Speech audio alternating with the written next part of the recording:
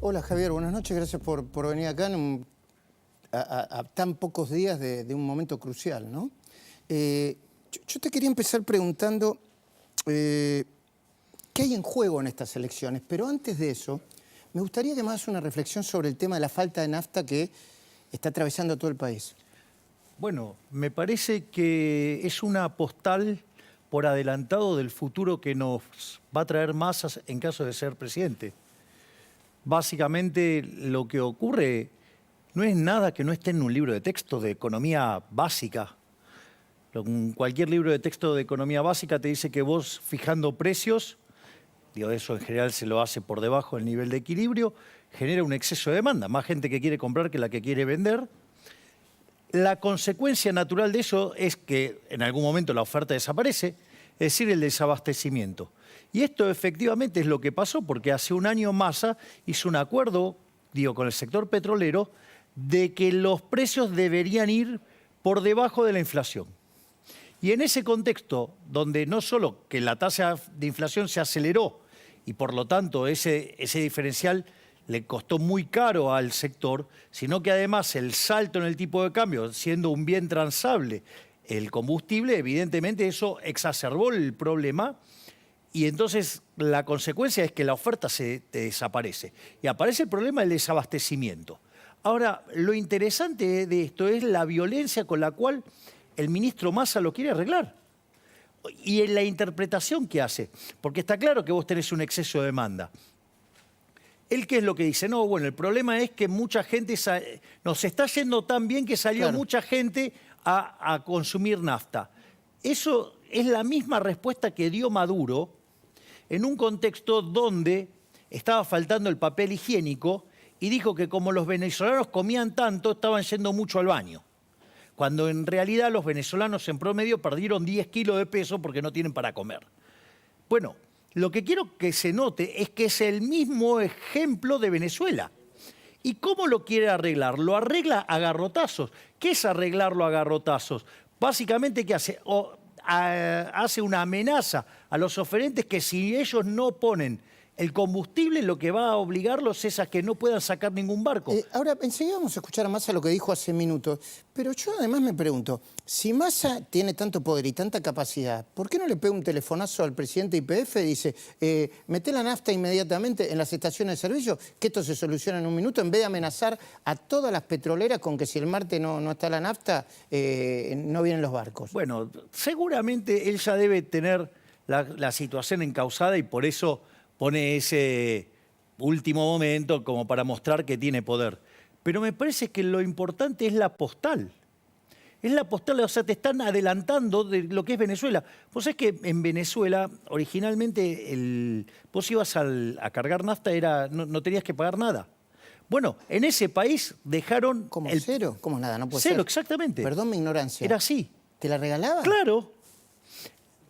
¿Cómo terminó? Terminó Venezuela sin petróleo. Cuba, era un gran productor de azúcar, se quedó sin azúcar. Bueno, nosotros tenemos todo el potencial energético y nos termina faltando la energía. Escuchemos y veamos lo que dijo Massa a propósito de esto. En un país donde el otro candidato a presidente niega el cambio climático y dice los precios... el Estado en los precios no tiene que intervenir. Los argentinos tienen que saber que si el Estado no tuviera hoy regulaciones, el precio del litro de nafta sería 680 pesos. Para que quede claro, la discusión es el 19 de noviembre, si cada argentino paga o no 680 pesos el litro de nafta o paga valor de hoy. Que se entienda. Esa es la diferencia entre los dos proyectos de país. Está diciendo Massa que cuando vos seas presidente, el litro de nafta va a estar 680 pesos. Aunque nos acaban de decir que el litro de gasoil en Curuzú, Coatiá, se acaba de conseguir a 679 pesos. A ver, esto es parte de la campaña del miedo. Y si me lo permitís, Luis, lo voy a contestar con un ejemplo de un libro de texto de Juan Carlos de Pablo que es maravilloso. Va un hombre a un local y dice, quiero comprar ese jarrón. Entonces le dice 500.000 pesos. Dice, ¿cómo 500.000 pesos? Enfrente cuesta 200.000. Compre enfrente. Ah, no, no hay más. Bueno, acá cuando no haya más también va a costar 200.000. Es decir, precio hacia el que hay. Entonces, el mundo que propone Massa es un mundo en el cual, sabes que el precio podría ser cero, pero también desaparecerían todos los bienes. Entonces, en rigor, sí, el mundo que él tiene unos precios más bajos, pero sucede que entonces te quedás sin combustible, te quedás sin insumos para la medicina. La realidad es que... Como le está pasando a la Argentina. Pero yo quiero ir un poco más allá. Ganás y asumís la presidencia. ¿Por qué va a terminaría siendo una fantasía lo que plantea Massa? ¿Porque el boleto del tren va a seguir siendo subsidiado o porque a medida que bajás los subsidios, la estabilidad hará crecer el salario y le resultará más barato de verdad al que sube el colectivo o al tren? Bueno, ahí hay varias cuestiones que también están vinculadas a lo que dije recién. Friedman decía, no hay tal cosa como un almuerzo gratis. Es decir, de alguna manera lo pagás. Es decir, vos hoy tenés los subsidios y vos lo estás pagando. ¿Lo estás pagando con qué? Con la emisión monetaria que genera inflación. Y esta es la parte interesante. Porque ¿cuánto te está entregando el Estado en términos de subsidio? 4 puntos del PBI. Pero por el otro lado, con la inflación te está sacando 8 puntos del PBI, es decir, con el impuesto inflacionario. ¿Qué quiere decir? Que te está poniendo un peso en un bolsillo, pero del otro bolsillo te saca 2. Entonces, la pregunta es, ¿vos qué preferís? ¿Esa situación que estás -1 o quedar 0? Es mucho mejor 0. Entonces, es muy importante terminar con la inflación, sincerar precios. Eso está bien y yo lo entiendo, pero viste que es como una explicación subordinada. Al que le llegó la comunicación que con vos o con Patricia el boleto iba a valer 700.000, dice, dentro de un rato dijo, no, yo esto no lo puedo soportar. Bueno, ahí hay... ¿Entendés eso? La mentira tiene dos partes. Hay una parte de la mentira es cuando pone el precio. Que pone el precio de una manera propia de un primate. Perdón a la Sociedad Protectora de Animales de comparar a los primates con los funcionarios de Massa. Y que pone un número verdaderamente desopilante para espantar a la gente. No va a pasar eso con vos. No, porque nosotros vamos a recalibrar la ecuación económica financiera del contrato. Para que te des una idea, las empresas para estar en equilibrio, que es lo que cobran hoy, son algo así como cerca de 450 pesos. Estás hablando de las empresas de colectivo. Por ejemplo, de transporte. El número ahora, por ejemplo, con lo que nosotros decimos de recalibrar la ecuación económica financiera del contrato y eliminando el impuesto a las ganancias reinvertidas, ese impacto en el flujo de fondos de las empresas es tan fuerte que es equivalente a llevarle el precio del boleto a 400 sin que haya aumentado el boleto. ¿Te das cuenta cómo mienten? O sea que, a ver, vos, tu gobierno, ¿va a tener o no va a tener contención social? Obvio que va a tener contención social. De hecho, vos conocés a mi ministra de Capital Humano. Estamos todo el tiempo trabajando en esto. Pero no solo eso, no solo que el boleto no va a subir lo que Massa dice, que es un mentiroso, sino que además, como que vamos a dejar de estafar 8 puntos del PBI con la inflación, eso es plata. A ver, el hecho de terminar con la inflación implica ponerle a los argentinos de bien 25.000 millones de dólares en el bolsillo. Es decir, él hizo todo este truco, esta magia, todo victoria pírrica, 2 puntos del PBI. Nosotros le vamos a inyectar 5 puntos del PBI terminando con la inflación. ¡Ey! Ok. Ahora, ¿cómo explicárselo a la gente para que sienta que está en su bolsillo? El otro día yo hablaba con un importante, no sé si es economista, pero me decía, mira Luis, ¿sabes para que lo entiendas? Para que lo entienda mucha gente y que para que esa gente se lo explique a sus hijos. Cuando se detuvo la inflación, con el plan austral o con la convertibilidad, casi inmediatamente la gente tuvo la sensación, no la sensación de que el poder adquisitivo del salario de sus honorarios era mucho más fuerte y mucho mejor que anteriormente. Bueno, por eso nosotros hacemos tanto énfasis en la estabilización. Cuando vos mirás los programas de estabilización de Argentina desde el 52 en adelante, salvo el del 59, todos fueron expansivos. ¿Y esto qué significa? Que aumentó la actividad, que aumentó el empleo, bajó fuertemente la inflación y subió fuertemente el salario real. Es decir, que los salarios le ganaron por goleada a los precios. Eso tiene una explicación técnica. Dejo la nota para mis colegas, efecto Hume-Cantillon. Ahora vamos a explicar una caricatura. Supongamos que se da una situación donde la gente se asusta y sale del peso y va a demandar dólares. Pero en el fondo se está saliendo de los pesos, o sea que el peso tiene que perder poder adquisitivo. Eso significa que primero sube el dólar porque es un activo financiero, obviamente que asociado a eso sube el precio de los transables, asociado a ello después, más tarde, sube el precio mayoristas, después los minoristas y por último los salarios. ¿Esto qué quiere decir? Que cuando vas en ese sendero hacia adelante, a los trabajadores los estás matando. De hecho, hoy 1/3 de los trabajadores viven por debajo de la línea de la pobreza. Claro que sí. Pero estamos hablando de trabajadores formales. Sí, sí. Entonces, con trabajo y que eran la aristocracia de la clase media no hace tanto. Ahora, vos fíjate esto. Esto es porque perdió poder adquisitivo el dinero respecto a todos los demás bienes. Ahora, ¿qué pasa? Todos, tarde o temprano, se van a empatar. Entonces, una vez que vos estabilizaste, sube el dólar, ya no sube más.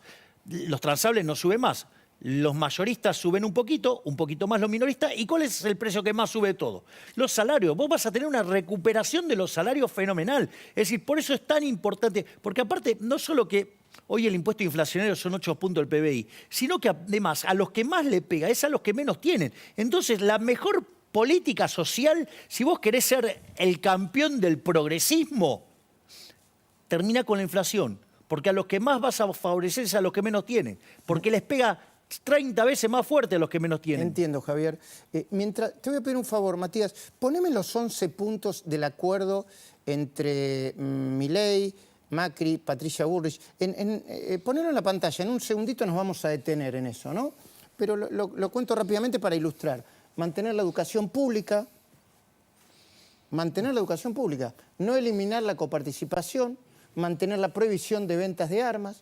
Mantener prohibición de ventas de órganos. Defensa de la diversidad lesbiana, LGBT, respeto a la libertad de expresión.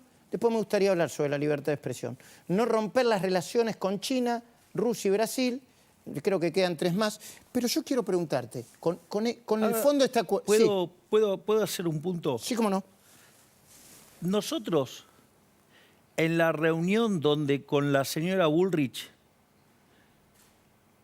con la coordinación del presidente Macri, nosotros hicimos un pedido de disculpas mutuas, que además fue sincero. Y te voy a decir, entre nosotros, la verdad que teníamos bastante ganas de arreglarnos. Ambos. Sí. Digo, si no... dicho esto... ¿Fue un aprendizaje para vos? Sí, absolutamente. ¿Político y humano? Sí, digo, en las dos direcciones, pero yo creo que las dos partes hemos reconocido esta situación. Porque si vos te recordás, Luis, algo que yo sistemáticamente he propuesto antes de las elecciones era que armáramos una nueva fuerza, que compitiéramos en ese nuevo espacio y que el que ganaba, ¿sí?, conducía y el que perdía acompañaba. No lo pudimos resolver en ese momento de esa manera. Terminamos llegando a las elecciones. Por un lado está la continuidad, que es Massa. Massa es la continuidad de este modelo decadente. Bueno, esto es lo que te iba a preguntar. ¿Qué hay en juego en estas elecciones? Claro, digo, Massa es la continuidad del modelo decadente. Massa es la casta. Massa, digamos, tranza con los empresarios prebendarios.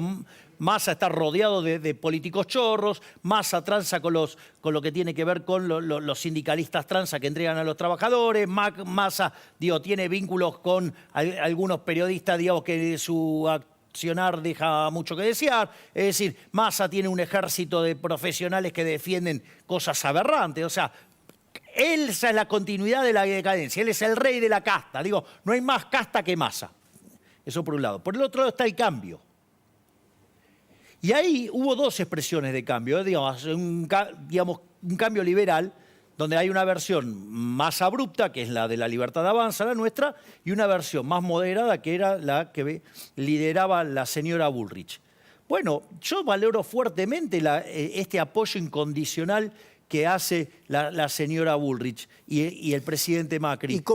No, porque lo que quiero que quede claro es que a mí no me condicionaron nada. Es decir, esto en realidad tiene que ver con los puntos bases que que defiende Juntos por el Cambio y que va a ponerlo en la agenda como límite, pero a mí no me condicionaron nada, a mí no me condicionaron en ningún momento. Pero Y yo te digo, en el 90% de las cosas estamos de acuerdo. Claro. Entonces, y a mí hay, me parece... hay una palabra que es política y humana, la palabra moderación.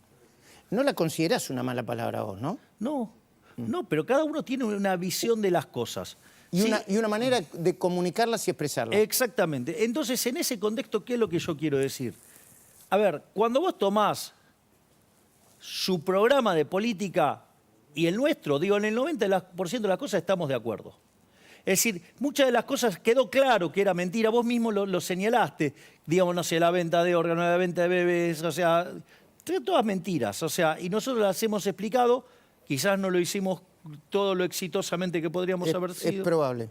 O fuiste demasiado vehemente, o Bueno, demasiado extremo. Por eso seguro, ejemplo, digo, errores se cometen, digamos, te soy doy un humano, ¿qué ejemplo, querés? te Digo, doy un- cometo no, errores. no, O sea, por eso es supuesto. normal. No, claro que o sea, digo, lo normal sería no cometer errores. pero te doy un ejemplo.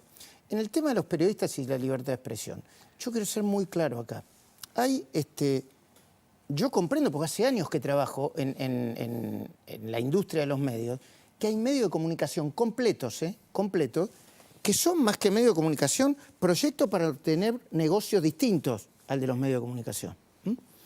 Está claro eso. Que tienen a su servicio periodistas corruptos, gerentes corruptos, que no les importa menos la información que sus negocios particulares y que están dispuestos a transar con el poder de turno, se llame Massa o como se llame.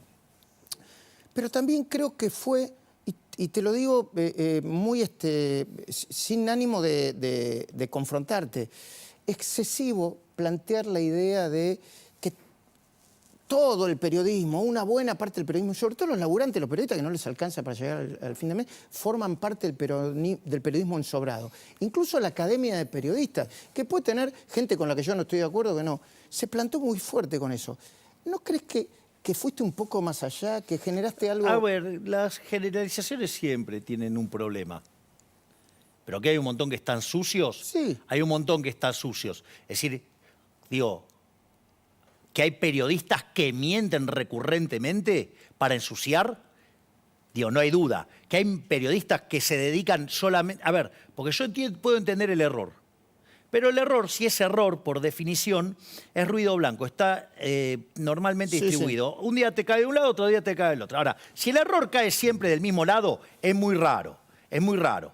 Entonces, si vos todo el día el error te cae del mismo lado, mira, a mí, digamos, o sea, es un problema estadístico. Entonces, bueno, entonces, si quieren mantener un espíritu corporativo para proteger a los corruptos, bueno, digamos que se hagan cargo los que quieren ponderar el espíritu corporativo para proteger a los corruptos. En nuestro caso, digo, no hablo por mí, hablo por muchos colegas de La Nación Más también, no por todos, por muchos colegas.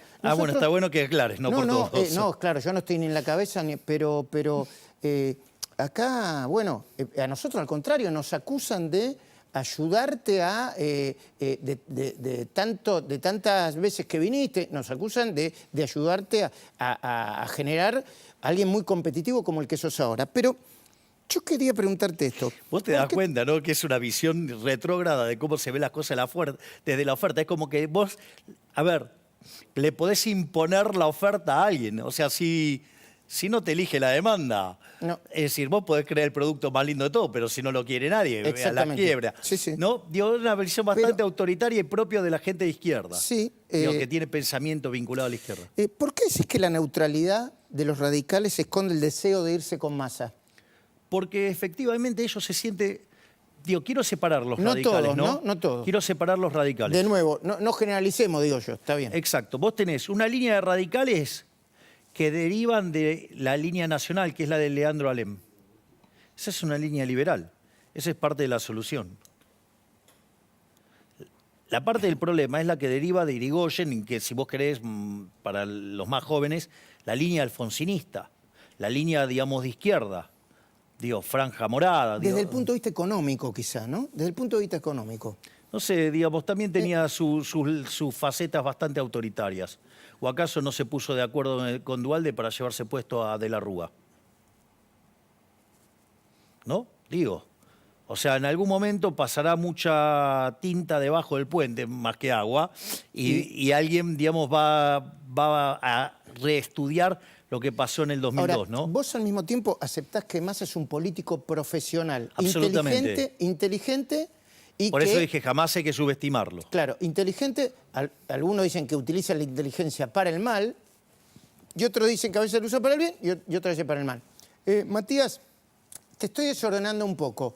Hoy Massa empezó a imitar o a tomar las banderas de Raúl Alfonsín, las banderas de Raúl Alfonsín. Va por el buen camino. Más Va democrático. por el buen camino pero, porque lleva la tasa de inflación en la punta es 300%. Sí. Tiene una relación en el Banco Central de pasivo remunerado, base Pero, monetaria, peor que la que tenía, digamos, el primer trimestre de Alfonsín. Pero, así que digo, quizás le Javier, está copiando la hiper. No ese Alfonsín. El Massa que hoy en Tucumán imita al expresidente diciendo, y si algunas veces nos encuentran al lado del camino, esa mística de la vuelta a la democracia, que no tiene nada que ver con la economía, Javier, y para mucha gente es valorable. Está empezando a tomar esa bandera, sin ningún prurito, porque Pero de vuelta, nosotros tenemos una alternativa que es democrática y mucho más democrática que lo que es el kirchnerismo. ¿En qué sentido mucho más democrática? Y porque básicamente no es muy democrático esto de, por ejemplo, utilizar los medios del Estado para... En veda, para decir en veda que el boleto... Las con cosas vos... del boleto. Sí, pero esto no lo hicieron solamente en los medios de transporte, lo hicieron en ANSES y con, digamos, todo el tiempo sembrando la campaña del miedo. Es decir, y utilizar los recursos públicos para eso no está bien. O sea, y hacer negocios con el aparato del Estado, digamos, eso tampoco está bien. Pero Entonces, ¿comprendés que va hacia un verosímil en donde como vos apareciste con la motosierra... Pero la motosierra tiene que ver con el tipo de ajuste que entiendo. nosotros proponemos. A ver, vamos a ponerlos así, Luis. Sí. Argentina está al borde de la peor crisis de su historia.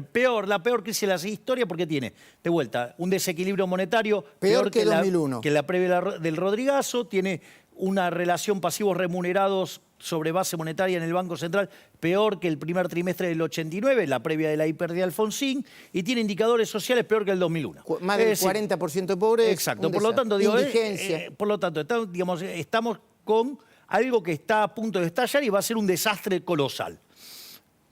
Inexorablemente, lo digan como lo digan, acá hay que hacer un ajuste.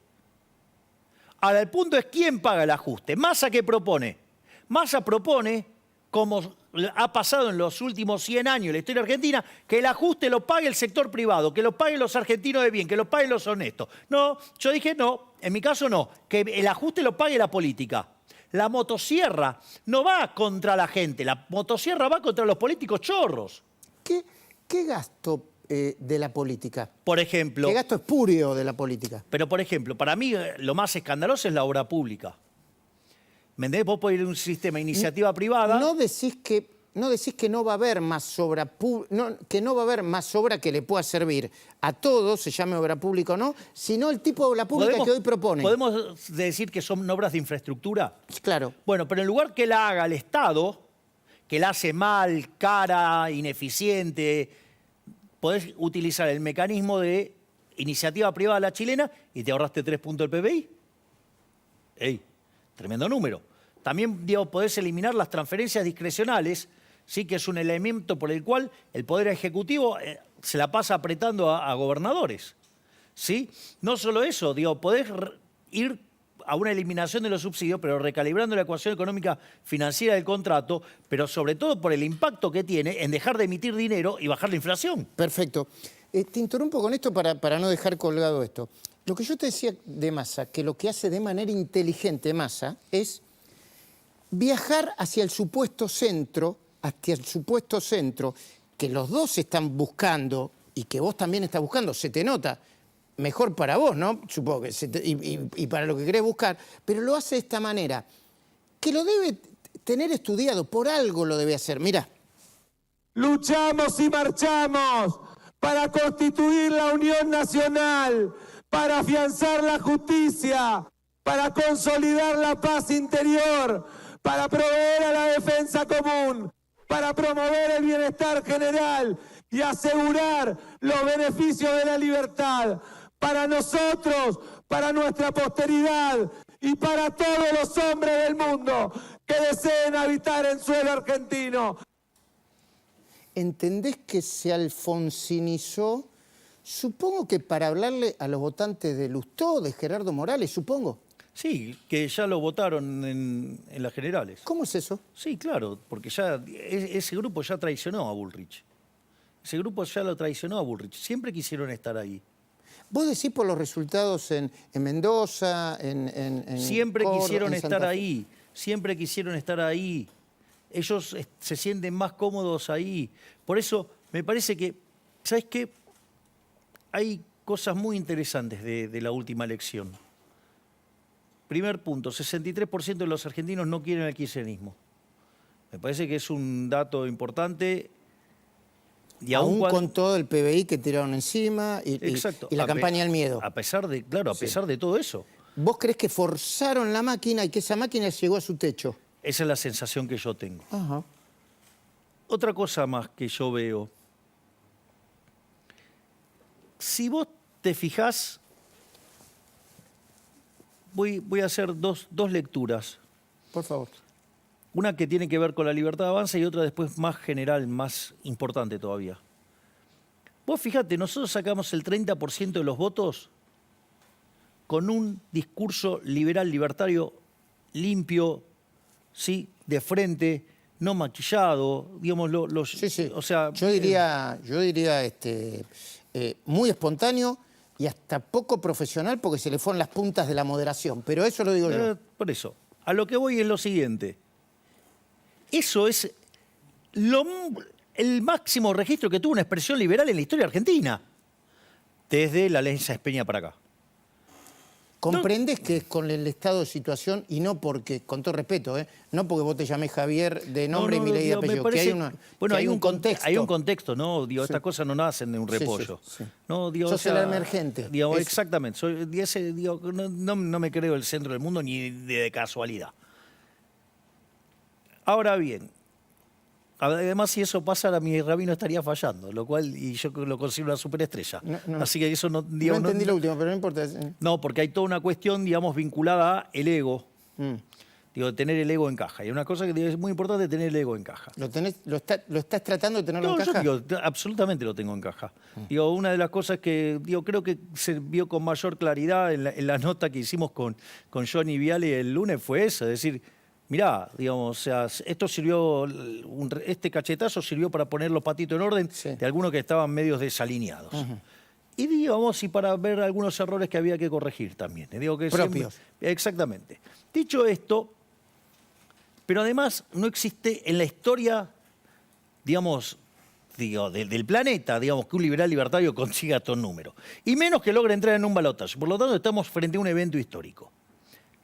Digo, esa, si vos querés, la parte chiquita, porque es lo que nos atañe a los liberales libertarios.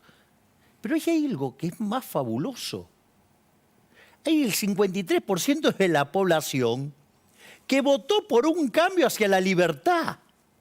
Esto me parece, esto no hay registro en Argentina, que alguien que quiera abrazar las ideas de la libertad coseche el 53% de los votos, o sea, en dos expresiones que compitieron por el cambio, una se impuso, y por eso yo valoro tanto la humildad y la grandeza de la señora Bullrich y del presidente Macri. Es decir, bueno, hubo dos expresiones de cambio, eligieron la que lidera Milei, acompañemos a esto. Porque dicho sea de paso, si hubiera pasado al revés, yo hubiera hecho lo mismo. ¿Qué hubieras hecho? Acompañar, de la misma manera, acompañar... Ahora, vos comprendés, por ejemplo, algunos dirigentes radicales está claro que están más cerca de Massa que vos, ¿no? Yo particularmente no quiero Yo estoy bastante lejos de Massa. Sí, perdón, ellos están más cerca de Massa que vos. Yo me niego a hacer la autopsia de Juntos por el Cambio porque es un problema de los dirigentes que tendrán que analizar ellos. Porque la verdad que estamos demasiado preocupados y angustiados como para que se arreglen ellos. Y lo digo también, si hay que hacer una pequeña autopsia de gente de la Libertad Avanza que quedó descontenta, háganla ustedes. Para mí no tiene tanto interés. Ahora, Fíjense, por ejemplo, el gobernador de... Hay muchos radicales, los nombro, pero es deductivo, no lo sé, como Alfredo Cornejo, incluso como Gustavo Valdés, gobernador de Corrientes. Dice, voy a votar positivamente por uno de los dos candidatos, no voy a votar en blanco. El mandatario correntino se diferenció de la neutralidad que estableció su partido para el balotaje, pero no adelantó si apoyará a Massa y a Milei. Yo creo que en este caso la explicación que da es... Dejemos que la gente vote como tiene que votar. Y yo no voy a interrumpir ese proceso. Eso siempre así. Es correcto. Eso es así. A vos esto no te enoja, ni no decís, tenés que venir conmigo. No. A ver, a mí no me enoja nada. Digo, yo ya estoy como Walt Disney. Sí, solamente cuando hablan un poco fuerte. Yo estoy como Walt Disney. Sí. No me caliento más. ¿Ok? Ahora, dicho esto... van cayendo al chiste. Preparen el meme. Sí. Ahora, lo que yo te digo es, si vos no vas a votar, en realidad estás favoreciendo a Massa. ¿Pero por qué si eso? Votás, a ver. ¿Lo podemos llevar al extremo? Yo escucho la explicación por más compleja que sea, porque todavía hay cosas que no termino de entender. Pero vamos a hacerlo bien borgiano, ¿no? Llevarlo al límite.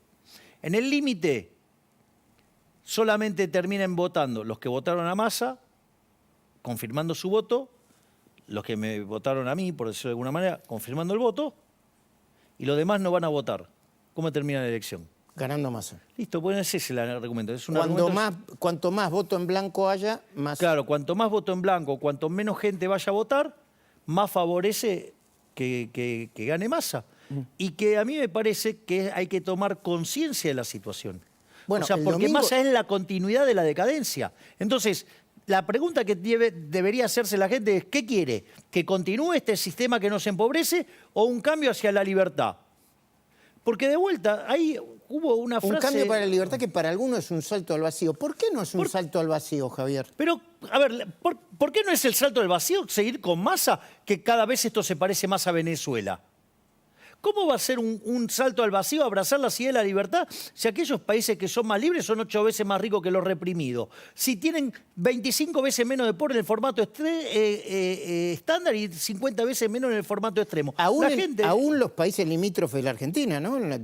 Pero por eso, o sea, todo aquel que abraza la idea de la libertad prospera. Digo, el mejor caso es Argentina. En 1860 era un país de bárbaros, digamos, anexada a Buenos Aires a Argentina, lo que pasa es que está lejos 1860, pero la pregunta pero de vuelta, te tomo el punto. Digo, pero lo hizo Irlanda hace poco, el mismo modelo, y vos sabías que hoy Irlanda tiene un PBI más grande que el de Estados Unidos, y cuando arrancó hace 30 años era de los países más miserables de Europa. ¿Comprendés, Javier, que quizá no se pueda dolarizar de inmediato, o quizá ni siquiera se pueda dolarizar, que quizá entre la idea de detonar al Banco Central y tener un Banco Central independiente como la que hay en Perú, hay diferentes matices y estás dispuesto a transitarlos, esos matices? A ver, de vuelta, nosotros tenemos una agenda. O sea, nosotros somos la expresión del cambio que ganó y que entró al balotaje. El apoyo que hemos recibido es un apoyo incondicional y nosotros vamos a tratar de impulsar nuestra agenda. Punto 1. Dentro de esa agenda, digo que tiene la reforma del Estado, baja el gasto público, baja de impuestos, eliminación de regulaciones, ¿sí? Digamos, modernización del mercado laboral, profundización financiera del mercado laboral, apertura unilateral, digamos, o sea, toda esa lógica. Digo, eso estamos todos de acuerdo. O sea, la cuestión es... Los ritmos, los instrumentos... La cuestión, ahora, la cuestión del Banco Central para nosotros no es negociable porque para nosotros robar está mal. Ahora, seguramente eso dará a mayores discusiones, habrá más discusiones honestas intelectualmente y menos... ¿Estás abierto a esa discusión? Nosotros estamos dispuestos a dar esa discusión, ¿sabe por qué? Porque nosotros ya venimos de ahí. Es decir, Friedman ya sobre los últimos años de su vida se dio cuenta que el Banco Central era una máquina de despoliar gente. Entonces, la verdad es que cuando yo miro la historia monetaria argentina, primero, ¿desde cuándo es Argentina llegó a ser el país más rico del mundo en 1895? ¿De cuándo es el Banco Central? de 1835. posterior, sí. Es decir, que Argentina llegó a ser el país más rico del mundo, no tenía Banco Central. La inflación antes de que existiera el Banco Central era del 0,9% anual. Cuando creamos el Banco Central, que fue mixto por 10 años, en esos 10 años la inflación saltó al 6% anual. Número muy alto para los registros de la época. En 1946 Farrell lo estatizó. De ahí hasta el 1991 vos tuviste 250% de inflación promedio, tuviste que le quitaste 13-0 a la moneda, destrozaste 5 monetarios, tuviste 2 hiperinflaciones sin guerra, un desastre. En el 91, ¿qué vino? La convertibilidad. Que le sacaste la navaja al mono asesino que es el Banco Central. La inflación promedio del periodo de la convertibilidad fue 9%, pero esto es muy importante, porque esto es sobre los efectos de lo que nosotros proponemos.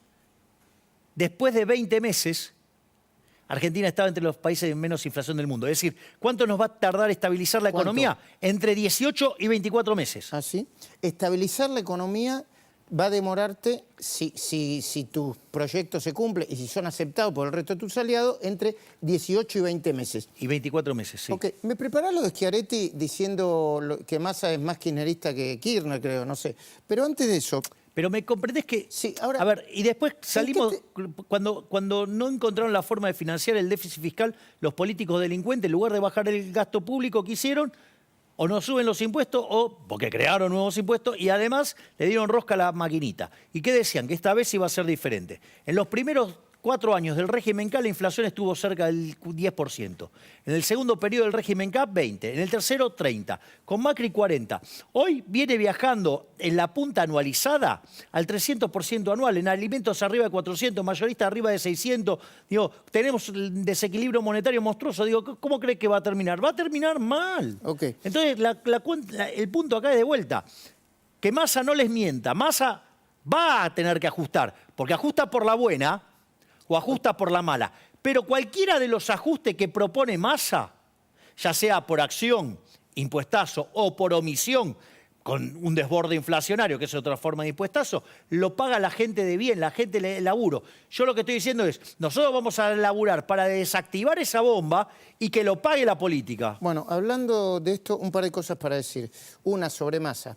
Insisto, Massa fue invitado para el próximo domingo 5 de noviembre a esa misma silla en la que está en este momento Javier Milei. Lo anticipo para que sepan que nuestra voluntad es invitar a los 2 candidatos que van por el balotaje, que compiten por el balotaje. Lo segundo, Macri va a estar con José del Río en minutos cuando terminemos con la cornisa. Una entrevista exclusiva de nuestro colega José del Río en el programa que sigue. Hoy a las 22. Quizá nosotros antes de la entrevista podamos conversar con José del Río para que nos cuente un poco de qué se trata, o los detalles o el contexto. Y lo tercero, ¿Macri puede ayudar a darle más sustentabilidad al deseo de cambio? Política, no sé, absolutamente. Desde el punto de vista de la gestualidad. Absolutamente. Absolutamente. ¿Vos lo escuchás a Macri? ¿A vos qué te parece? No sé, decime vos. No, yo creo que lo escucho sí. Yo creo que lo escucho bastante. Es decir... ¿Lo ves como un primus? Yo tengo... A ver, por algo yo propuse esa interna, crear un nuevo espacio y la interna. Porque aparte yo estaba convencido que no solo que ganábamos en primera vuelta, sino que pasábamos la mitad de los votos. Y efectivamente eso ocurrió. Yo creo que eso tanto el presidente Macri como la señora Bullrich lo vieron perfecto y se dieron cuenta que la demanda de cambio hacia un mundo liberal es muy fuerte en Argentina, es muy fuerte, y que si sabemos imponernos a la continuidad que representa Massa de la casta y el statu quo empobrecedor, es una oportunidad enorme, enorme, porque fíjate esto, el riesgo que tenemos es que a pesar de que estén tan golpeados, cometer errores desde el otro lado que lo que sería perder contra Massa, siendo que el 53% de los argentinos eligió un cambio hacia la libertad. Sería un verdadero despropósito. Por eso yo valoro tanto el gesto de humildad y grandeza tanto de la señora Bullrich como del presidente Macri. Y debe haber unos cuantos más que ahora van a estar apareciendo. Además de Pinedo, dicen que probablemente Santilli se pronuncie. Están esperando como pronunciamientos individuales y en cascadas. Hablando de Macri, acaba de decir, creo que se lo dijo en una nota de Eduardo Feynman, le hicieron a Milei lo mismo que me hicieron a mí, una campaña del miedo terrible. Sí, él, de hecho... En 2015, ¿no? Exactamente, él lo explicó. Yo escuché esa nota, es una nota verdaderamente... ¿La que hizo Eduardo? Sí, de colección. Son 39 minutos 15 segundos, pues casi te diría, casi 40. Ah, ¿lo viste? No, sí, me tomé el trabajo de escucharlo. ¿Querés que te ponga los ejemplos que dio para decir esto? Y una de las cosas maravillosas que dijo es justamente la campaña del miedo, cómo, digamos, después del debate sale muy arriba de Scioli y sin embargo... Con terminan la campaña 52 a 48, sí, una cosa un punto y medio de diferencia, fue tremendo. Por ahí tenemos después recuerden los porcentajes. Pero dale, Matías, mándame lo que me dijiste sobre los ejemplos. Esto lo tuiteó Javier Milei. No solo voté a Milei, son textuales de Macri, ¿no? Entiendo. Sí. No, esto tiene que ver con trolls. Ah, son bots de Twitter que publican exactamente lo mismo. Lo mismo, exactamente. ¿Qué es esto? Bueno, una de las cosas que sucede es que vos vas a una entrevista y te operan con noticias falsas. Arman noticias falsas y las tratan de establecer con... Algunos son bots y otros no son bots. A mí humildemente me pasó, y nunca le presto tanta atención, pero a mí me hicieron decir, y hay mucha gente que todavía me para por la calle, que yo comparé a Alberto Fernández con Mandela. Nunca lo hice, nunca se me ocurriría, ni cuando asumió, ni antes. Y la repiten. Vos estás hablando de esto. Por eso, entonces, ¿qué es lo que sucede? Yo estaba haciendo la nota con Esteban Trebuch y nada, el ruido que había en el estudio era verdaderamente... Sí. No estamos hablando... Porque ruido hay normalmente, pero el ruido que había era verdaderamente bochornoso, no era propio para ningún tipo de entrevista. Y entonces en un momento pedí que por favor dejaran de... Y eso lo tomaron como un acto violento. Digo, propongo que vean o sea, súper educado. Ahora bien, un periodista con la complicidad de su superior, por decirlo de alguna manera, utilizó eso para decir que yo estoy loco porque escucho voces.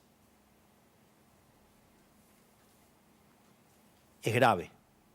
Es grave, digamos, periodistas y algunos supuestamente serios mintiendo de manera tan desaforada. Entonces, la realidad, después la información apareció, pero yo una de las cosas...